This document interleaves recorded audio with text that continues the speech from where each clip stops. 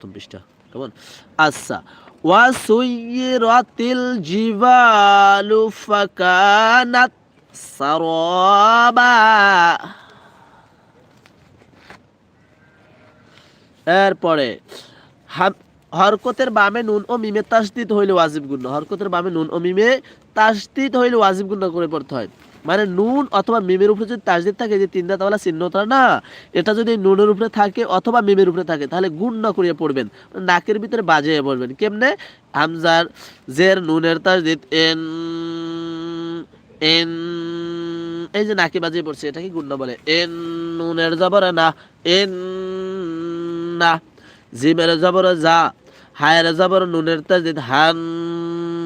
নুনে যদি তাসদিদ হয় তাহলে ওয়াজিব গুণ করে পড়তে হয় এই যে যেরকম এখানে ওয়াজিব গুণ করেছি তো এখানে তো ওয়াজিব গুণ হবে হান নুনের জবর না জাহান না মিমের জবর মা জাহান